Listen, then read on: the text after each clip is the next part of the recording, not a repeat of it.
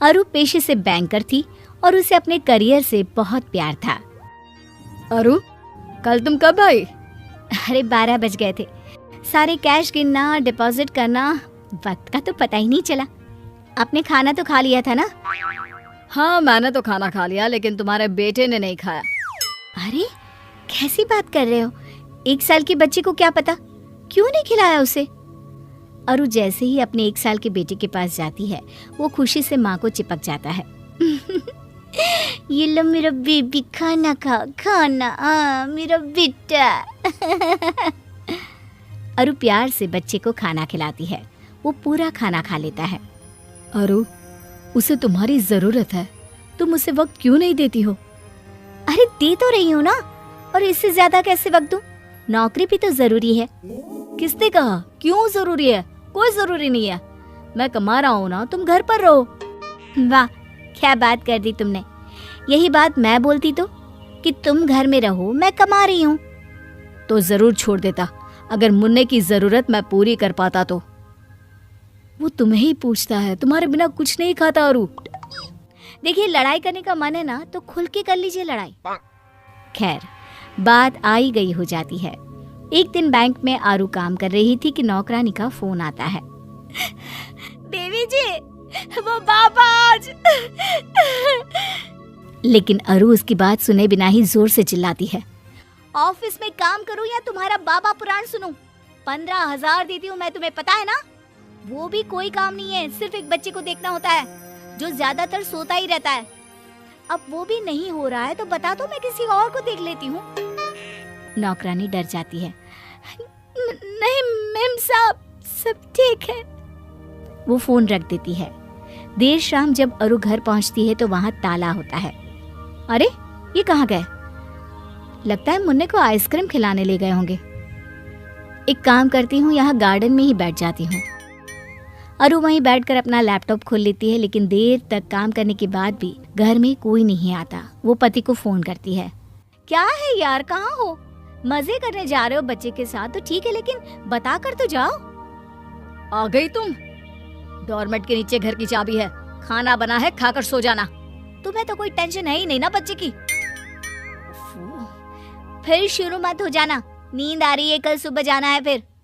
अरु खाना खाकर सो जाती है। अगली सुबह वो वक्त से तैयार होकर ऑफिस चली जाती है, लेकिन अगली शाम जब फिर उसे घर कोई नहीं मिलता तो वो पति को फोन करती है। अरे यार, कहाँ चले गए तुम? बता कर तो जाया करो। अच्छा, बड़ी जल्दी याद आ गई हमारी। मुन्ना परसों गिर गया था, उसे चोट लग गई थी, मैं अस्पताल में हूँ। क्या बात कर रहे हो? कहाँ है वो नौकरानी? रुको, मैं बात करती हूँ उससे। उसने मुझे बताना भी जरूरी नहीं समझा? उसने तुम्हें बताया था, लेकिन तुमने उसे बात सुने बिना ही डरा दिया था कि तुम उसे निकाल दोगी। वो डर के मारे तुमसे कुछ बोल ही नहीं पाई। अरु परेशान हो जाती है। वो अस्पताल जाती है और बच्चे का ख्याल रखती है। ये तो चमत्कार हो गया, आपका बच्चा रिकवर नहीं कर रहा था 2 दिनों से, अब देखिए कैसे फटाफट ठीक हो गया। इसे कहते हैं माँ का प्यार। खैर, कुछ साल बीतते हैं। मुन्ना थोड़ा बड़ा होता है। एक दिन, अरे खाना क्यों नहीं खाया? गलत बात है ना, खाना खाया करो बेटा, नहीं तो पतले हो जाओगे। नहीं माँ, मैंने खाना खा लिया, वो भी ढेर सारा। अरु को विश्वास नहीं होता। खाना खा लिया? अरे कहाँ, कैसे खाया? वो पास वाली आंटी के घर में, मैं दोस्तों के साथ खेल रहा था तो पता नहीं मैंने वहीं पे खाना खा लिया। हाँ सच्ची ना? अच्छा, मैं आंटी को फोन करके पूछती हूँ। अरु पड़ोसन को फोन करती है। भाभी जी, वो मुन्ना बोल रहा है कि आपके घर खाना खा लिया था, सही है क्या? हाँ जी भाभी जी, उसने तो 3 रोटी खाई। बोल रहा था आंटी गरम रोटियां कितनी अच्छी लगती है, मेरी मम्मी तो सुबह ही बना देती है रात का खाना। भाभी जी, बच्चों को ताज़ा ताज़ा बनाकर खिलाया करिए ना। देखिए, मैं तो अपने हाथ से खिलाती हूँ। एक मिनट भाभी जी, मैंने राय नहीं मांगी आपसे, बस ये पूछा कि मेरे बेटे ने खाना खाया था या नहीं, भाषण देने को नहीं कहा था। अगले रोज मुन्ना फिर दोस्त के घर चला जाता है। आंटी, कल जैसी रोटी खिलाओ ना। पड़ोसन दिल की बहुत अच्छी होती है। वो अपने पति से कहती है, अरे देखो ना, बेचारा बच्चा सारा दिन नौकरानी पालती है, जब मूड होता है तो खाना देती है, नहीं तो बस माँ के आने के वक्त ही सारा प्यार इस पर लुटाती है। ठंडा खाना, कपड़े भी पता नहीं कैसे पहनाती है। माँ नौकरी करती है तो बेचारा सारा दिन इधर उधर घूमता रहता है। अरे कोई बात नहीं ना, तुम कुछ खाने को दे दो। बेचारा अच्छे घर का बच्चा आस पड़ोस और नौकरानी के भरोसे रहता। फिर एक रोज, माँ मैम ने बुलाया है। ठीक है बेटा, हम कल चलेंगे। मैं भी ऑफिस से छुट्टी ले लेता हूँ, क्योंकि तुम्हारी मम्मी को तो काम से जाना होगा, है ना, वो भी ज़रूरी। हाँ कल एक्चुअली ना मीटिंग है, मैंने ही रखी है, तो मेरे लिए तो मुश्किल हो जाएगा। मैं लेट हो जाऊंगी तो तुम चले जाना ना, एक ही तो बात है, तुम जाओ या मैं। देखो, मेरे ऑफिस में भी बायर्स आने वाले हैं, लेकिन कोई बात नहीं, मैं 1 घंटे का एक्सक्यूज़ कर सकता हूँ। पति बच्चे के स्कूल जाता है, जहाँ टीचर उसे मुन्ने की ढेर सारी कमी, कॉन्फिडेंस का लेवल लो होना बताती है। पति घर आकर अरु को बताता है, अरे यार ये स्कूल वाले भी ना बस बच्चों के पीछे पड़े रहते हैं, इग्नोर यार। लेकिन ऐसा होता नहीं। अब पड़ोसन का प्यार मुन्ने को भाने लगता है और अरु अपने बच्चे से दूर होने लगती है।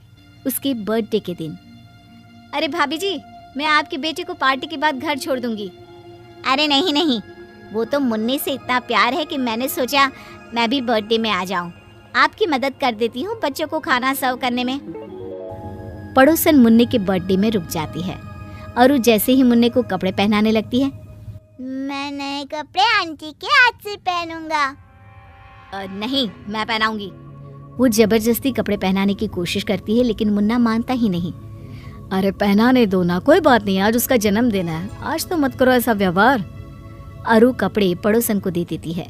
फिर पार्टी शुरू होती है, जहाँ केक काटने के वक्त, नहीं मैं आपके हाथ से नहीं, आंटी के हाथ से केक कटवाऊंगा। आंटी। वो रोने लगता है। अरु इस बार पति का चेहरा देखती है और पड़ोसन को चाकू देकर सामने खड़ी हो जाती है। केक पड़ोसन कटवाती है कि तभी वहाँ पति के ऑफिस से उसका दोस्त आता है। वो पड़ोसन को ही माँ समझ लेता है। नमस्ते भाभी जी, बच्चे का जन्मदिन मुबारक हो, ये लीजिए छोटा सा तोहफा। अरे नहीं, गलती हो रही है आप लोगों की, भाभी जी मैं हूँ, ये नहीं।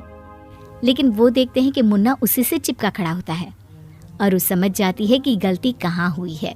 फिर अगले दिन, अरे अरु, तुम घर पर, ऑफिस नहीं गई? मुन्ने का टिफिन तैयार कर रही हूँ, उसे स्कूल आज से ही मैं ही छोड़ने और लेने जाऊंगी, आप बस को मना कर देना। और ऑफिस? जाऊंगी ना, लेकिन वक्त से आऊंगी भी और वक्त से जाऊंगी भी। नौकरी करना मेरा फैसला है और मुन्ना मेरी जिम्मेदारी। दोनों का तालमेल अब मेरी टेंशन। चलो ये लो अपना टिफिन।